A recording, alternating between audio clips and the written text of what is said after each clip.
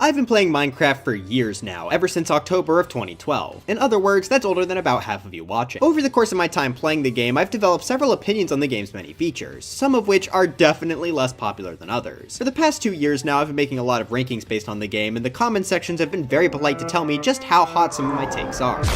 So today, I thought it'd be fun to concentrate those hot takes into one video. However, I'm not just stopping at myself. As always with this hot take series, the first half of this video will be my hot takes, but the second half will be taken from you all on the community tab. They won't be the takes I necessarily agree with, just the ones I found to be the most interesting. With all that said, if you enjoyed this video, please make sure to leave a like, subscribe to the channel, and let's jump right into my first take. So I want to start us off with a simpler one here, and that's the fact that I have never been a fan of the new Vex design. Well, I say new, but this is like a new Super Mario Bros. Situation because this thing has been out for a while. Now, for those of you that never saw the original Vex, here's what it looked like prior to update 1.19.3. While the idea between the old and the new are somewhat similar, there are quite a few differences, such as the model proportions and the face design. This was done in an effort to better align the Vex with the Alleg, which were being added to the game at the time. But I'm sorry, I just don't like it. Sure, the old one was just sort of the default player model but retextured, but that's also the case for several other mobs, so I don't think that's much of an issue. Still though, I can understand some wanting a unique look, but what I absolutely cannot get behind is the new face. The original Vex just had the most sinister grin among the mobs, but when they redesigned the Vex, they completely removed the mouth from its design. I personally think that is a huge shame, and it loses out on what I loved about the Vex in the first place. But despite that, I definitely seem to be in the minority here, as most people seem to like this new design. If you do, more power to you, but I don't think the Minecraft lore is enough reason for me to accept this change. If I want lore to theorize about, I'm gonna go watch more FNAF. Alright, the next hot take is quite literally a hot take. I'm talking about fire protection again. Now, I'm not really sure if this is a hot take or fire protection supporters are just really loud, but I think this is the worst non-curse enchantment in the game. And even then, Curse of Vanishing might actually be better. I've already thoroughly explained why I dislike this enchantment in 2 videos now, so I'll keep this brief. Basically, having this on your armor lets you take less damage from fire and lava, but if you have it, then you can't equip normal protection on that same armor piece. On top of that, protection already does a perfectly fine job keeping you safe in lava, allowing you to survive for over 30 seconds without eating food, and if you are eating food, you could basically stay in there forever. Not to mention there's also the fire resistance potion, so there's really no situation where fire protection is good to get over normal protection. Hopefully that will finally settle the matter with the fire protection kids. At least until I remake the enchantment video in a year or 2. Well, speaking of enchantments, I want to talk about the one placement in that video that I probably got the most backlash for. Yes, even more than fire protection. What enchantment could I have possibly disgraced? Well, that would be Riptide, which I placed at 33rd out of 39. Now in hindsight, I do agree I was a little harsh. Riptide gives you the ability to shoot yourself forward, but it can only do so if the player is in water. The boost you get off Riptide is insanely fast, and combine that with the Elytra and you'll be zooming hundreds of blocks every second. But despite that, I still don't think this is a great enchantment. I would move it up on my list, yeah, but not too much higher. I still think it's quite limited by needing water to be placed. Plus you can't use channeling with Riptide, which I guess is fair since you don't want to strike yourself with lightning, but getting charge creepers for mob heads is the only reason I ever even bother getting a trident myself. It's certainly fun to use, but when you can use it, I just find it to be a bit too limiting for me. Nowadays, I'd probably put it at the top of C tier as opposed to D tier. Okay, now I want to go through 3 small ones before I get to my big hot take. So first off, I think the desert wells are pretty cool. Sure, they aren't the most useful structure in the game, but I don't think they have to be. I hear a lot of people get annoyed with the desert well because it doesn't have a chest to give you good loot, but I think the desert well works perfectly fine as a nice piece of decoration. Plus the added pottery shards were a perfect addition, so I'm actually a fan of these structures. The next small one is just the simple fact that I do think Minecraft Bedrock Edition does a few things better than Java. I often hear people completely write off this version of the game, which to be fair I completely understand in some cases. But there are a few things Bedrock does that I think would be amazing to see in Java. We've actually already seen a few Bedrock exclusives get added recently with lead boats and baby squids. On top of those though, I'd love to see things like Diablo Cauldrons, the better impaling enchantment which damages anything in water extra, and pistons being able to push containers like chests. And finally, for this rapid fire round, I just want to mention again that I think travel works perfectly fine as is in Minecraft. A couple weeks ago I made a video all about this, so go watch that if you want more as to why. But for my biggest hot take of the video, I think update 1.9 was pretty solid. If you aren't familiar, this is often seen as the worst update in the game's history. The reason that is because of this being the update where the combat system was changed to what it is today. A lot of people don't like the addition of attack cooldowns and would rather just ban their weapons, but to be honest, I've never personally minded, and I actually kind of like how it adds some more complexity to combat. Now you have to make a choice between the sword's quicker speed or the axe's larger damage, which I think is pretty interesting. More importantly though, I can't call 1.9 bad even if I didn't love the combat changes because of how much other stuff came with this update. This introduced the offhand, which is both helpful in and out of combat. This update also added the best enchantment in the game, Frostwalker.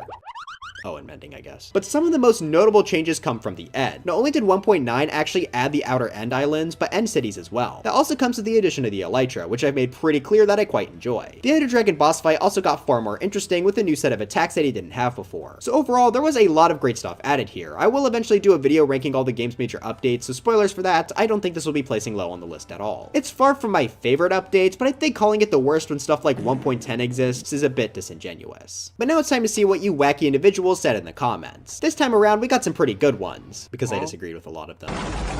Starting off, we got one from Henry Cho 4249 who says, "The Phantom actually has some good qualities to it. It has a sick design, drops decent loot, the membranes are useful if you're too lazy to collect EXP for mending, and adding more challenges to the night if you like to explore the dark is a pretty cool idea. Its attacking mechanics just need to be changed a bit, and I think it would be a pretty good mob. It's also really fun and satisfying to spawn like 100 of them during the daytime and watch them burn." Yeah, I absolutely cannot agree with this take. For those of you who have not seen my mob ranking video from a while ago, Phantoms landed all the way in last place, below even the zombie horse who isn't even able to spawn. Now with that being said, I can at least give this comment some credit. The Phantom's design visually is pretty solid. I think it having such a great design is what got it to win the first mob vote, but unfortunately, we all got clickbaited. Well, I voted for Mob C, so it's actually all your fault. But outside of that, I just really dislike how the Phantom works. It makes building so much more tedious as it forces you to sleep, even if your area is lit up or in the sky. The Phantoms act as an annoying time waster, and I just can't get behind that design. And also, I don't think Phantom membranes are that good of a drop, unfortunately. Moving past that, we got Port0620 who says, "The villager trading rebalance is good. It only needs a rework to the anvil level." Now this I can say for sure is a hot take, but it's actually one I agree with. In fact, I actually made a video a while ago expressing why I thought the changes were good for the most part. Essentially, they make it so librarian villagers now trade books based on their biome. Each librarian is also guaranteed to have the same books each time per biome. I think that's a pretty interesting way to rebalance them, so if you want a mending villager for example, you'll have to get a swamp librarian and level it up, which I think is a fair enough challenge. Unfortunately, part of the change is also the fact that they can't sell max level books now, which is really annoying with the anvil XP limit, so if they just removed that, which they should have done ages ago, these changes would be pretty perfect. Chow Chow 393 says, "Don't Mind at Night should be the national anthem of every country." Is this even a hot take? That's just true. Semi-Hypercube left a pretty long one, but it was interesting, so I wanted to include it. Pause if you want to read the whole thing, but essentially they said adding the Ender Dragon at the end was a mistake because it created a sort of end goal for the game, when Minecraft is meant to be a sandbox. On the one hand, I can see where they're coming from. Games like Animal Crossing, for example, don't have a final boss like this because there being an ending isn't really the point. However, I disagree that it was a mistake to add. While Animal Crossing may not have a final boss, it does have pretty major goals like fully maxing your house, completing the museum, or getting the best store upgrade. Okay, New Horizons kind of forgot that last one. I think the Ender Dragon being here as a goal is a great thing, and the fact that there's stuff like the end cities clearly encourages playing after the end. In fact, I'd say elytras and shulker boxers are some of the most essential tools in any large-scale building project, so really the dragon is just one stepping stone to continuing the building process. So while I understand where you're coming from, I definitely disagree. The Ender Dragon is a pretty good goal for the game. Kappa Rumbrika says, 1.12 is a severely overlooked update and is one of the best pre-1.13 updates. This is one I absolutely agree with. 1.12 was known as the World of Color update, and as the name suggests, it added a lot of color blocks to the game. Those blocks were concrete, glazed terracotta, and 15 new bed colors. Now sure, the update didn't add much more outside of that, but for me, these are some of the most useful blocks in the entire game. Concrete is one of my favorite families of blocks since they work perfectly as a flat color for something. The different colored beds are really nice too. I love having the option to use any color of sheets I want. And glazed terracotta, I mean, it's there, I guess. Now, I don't think people hate this update or anything, but people definitely look past it a lot, seeing as it came out right before the update Aquatic, which many people rightfully see as a bit of a revival point for Minecraft as a whole. I think that is kind of a shame. 1.12 is definitely a cool update, and I think it deserves to be remembered. Speaking of things that deserve to be remembered, Happy Day 6471 says, "They need to bring back those minigames that were on the Wii, PS3, and Xbox 360 versions of Minecraft. Those were really fun to play with siblings." First off, Minecraft wasn't on the Wii. That's what the kids call epic fail. But aside from that, yes, I 100% agree that they should bring these back. I'd say for a good year or two, these minigames were the main way I was playing Minecraft. I remember after school, I'd very often get on the phone with my friends and play battle mode on our PS3s. You know, to add on to this hot take with my own, I think battle mode was easily the best take on the survival games concept I've ever played. No server has even gotten close. That's why I would absolutely love for these to come back in an official form, though I sadly doubt that they would do that. Newstar2248 says, "Minecraft needs more tutorial structures in survival, like how the igloo is a tutorial for curing zombie villagers, and the redstone labs in ancient cities are tutorials for new redstone mechanics." Again, this is another pretty good take, I feel. Honestly, I wouldn't be opposed to them making an official tutorial world for the Java edition like they had on the legacy consoles. There are a lot of aspects about the game that just don't make sense unless you're told from somewhere else. Now that's not to say Minecraft doesn't have any tutorial elements. The advancements work as solid pointers, and the structures can also help sometimes as well. If I were to suggest a tutorial structure, I'd probably put something in the Nether that explains how to summon the Wither. I know we already have that one painting, but how are you supposed to tell that the brown blocks here are specifically soul sand?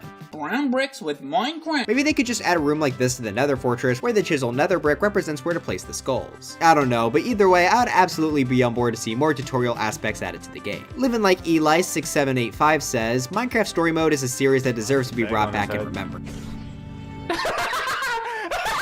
Okay, not really a hot take on the main game, but sure, I'm probably not going to get a chance to talk about this game later, so why not mention it now? Personally, I think I'm okay with Minecraft Story Mode not coming back, but I do definitely think it's worth remembering. I followed every episode super closely whenever they came out, and it was super fun to see every single route you could go down. Plus, what other game has the tragic death of Captain Sparkles? Hey, you guys want to see a comment I made on Captain Sparkle's Take Back the Night music video when I was 10? Mind blown, you are epic, I'm subscribing and make a movie of this and Fallen Kingdom combined! I think 10-year-old me had a point. For our final hot take of the video, we got one I saw quite a bit on the community tab as I was scrolling through the comments. The first one I saw came from Nintendo77 who says, I hate how you lose all your items when you die. I just think it requires extra work to get them back for virtually no reason, and it's really annoying. Now on the one hand, I can absolutely understand why people would say this. I mean, I'm sure every single one of them has a traumatic memory of falling into lava or something and losing hours worth of progress. That is far from a good feeling, but at the same time, I really feel like there should be a punishment for dying. I mean, if you don't lose stuff when you die, then where's the challenge in anything? It makes the game far less interesting to me when all there ever is to lose is maybe some travel time. Now luckily for the people commenting this, Minecraft does provide a game rule that allows you to disable the loss of inventory upon death. But for me personally, I'll never play with keep inventory on for a serious survival world. It makes things more fun when there's stakes. Maybe I'm just saying that because I don't die very often when I play, but for me, I am perfectly fine with Minecraft's inventory loss system. I would maybe make it so items don't despawn as quickly, but other than that, I think I'm fine with the current system. But anyways, that's it for this video. Do you absolutely despise light green glazed terracotta and hate me for liking the update it came in? Let me know in the comments. Super sorry that this video is really short compared to my normal output, but I've been getting a lot of work packed onto me lately, so I've been struggling a bit. Hopefully this video was still enjoyable regardless. But anyways, dry bones for Smash, and I am Steve. The movie trailer came out while I was editing. I had to throw that in. Anyway, see you guys next time.